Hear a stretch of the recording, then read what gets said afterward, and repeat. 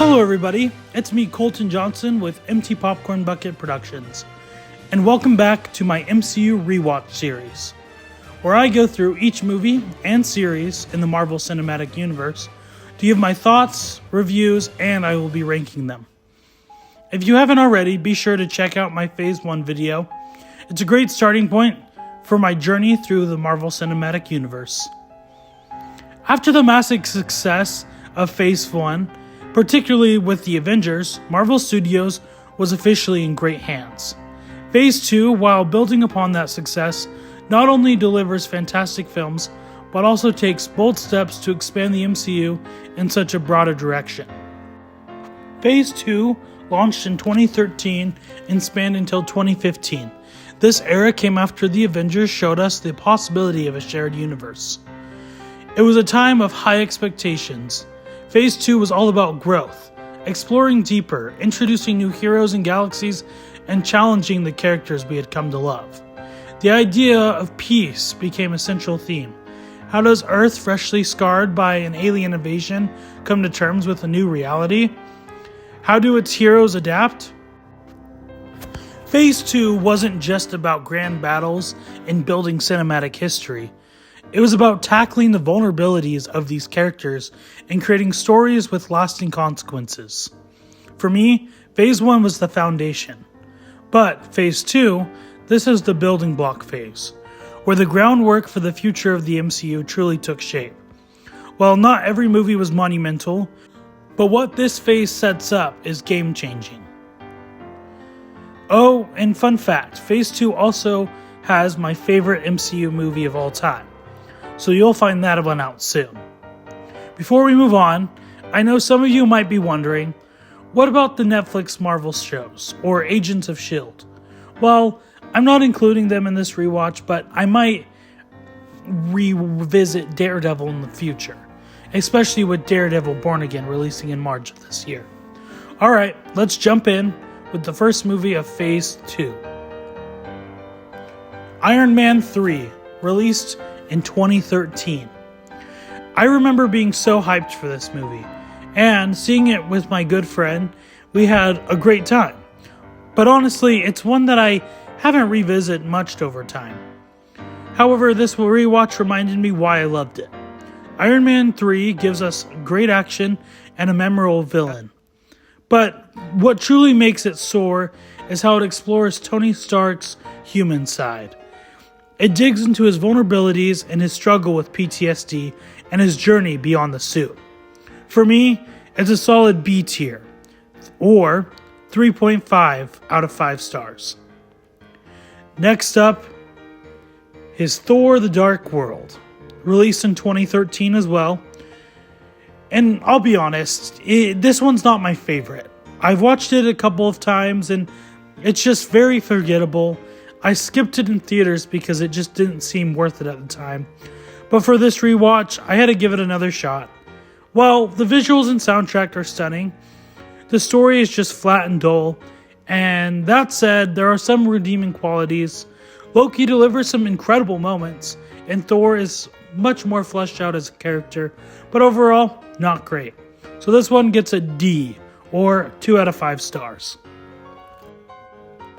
Captain America: The Winter Soldier, released in 2014. And here we are, the best film in the entire Marvel Cinematic Universe. Seriously, I have nothing but praise for this one. It's so grounded, so intense, and so well paced. The stakes are high and the character dynamics are just amazing. I remember watching this in theaters and being absolutely blown away. It still holds up as my number 1 MCU movie. This one is solid S tier, 5 out of 5 stars. Guardians of the Galaxy, also released 2014. This was such a bold move for Marvel, introducing a team of unknowns from across the galaxy. But wow, did it pay off. This movie is vibrant, adventurous, and so much fun. And it's also hugely important for the overarching story of the MCU, particularly in setting up Thanos and the Infinity Stones. The humor, the music, and the story all work. It has a lot of heart to it. And that dance battle with Star-Lord at the end, absolutely incredible. This one gets an A, or a 4.5 out of 5 stars. Avengers Age of Ultron, released in 2015. I remember skipping school to see this when it first came out. While it didn't feel as mind-blowing as the first one, it's definitely grown on me over the years. The stakes are still high, the action is great, and Ultron is a fantastic villain. This movie also gives us some pretty great character moments, particularly with Hawkeye. Also, let's not forget about the importance of this movie in setting up Phase 3. This one is a solid A tier, being a 4 out of 5 stars. Ant-Man. I didn't see this up until 2018, which is several years after it released, right before watching Infinity War. And it's definitely a fun movie. Paul Rudd does fantastic as Scott Lang, and the miniature world visuals are super creative. The final fight is honestly one of the best in the MCU.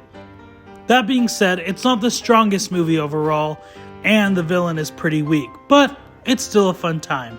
So this one is B tier, or 3 out of 5 stars. Phase 2 is a phenomenal lineup of films. Despite a dud or two along the way, it paved the way for the greatness of Phase 3 and established so much of what we love about the MCU today. Now, here's my ranking, and I'll add them onto my tier list as I go. First off, Captain America the Winter Soldier. This one, obviously, S tier, and it goes above the Avengers. Next up is Guardians of the Galaxy, A tier. This one goes between Captain America, the first Avenger, and Iron Man. Next we have Avengers Age of Ultron. This one will go after Iron Man. And then we have Ant-Man, which is B tier. And this one will be the first one we have in B tier. Next is Iron Man 3. This one will go after Ant-Man. And then finally, Thor the Dark World, which is D tier, and will go after Iron Man 2. What's your favorite film in Phase 2? Let me know in the comments below. Thank you all for watching, and if you enjoyed this video, don't forget to like, subscribe, and share it with your friends. And stay tuned for part 3 of this MCU rewatch, where I will jump into Phase 3, the biggest and boldest phase in the MCU yet.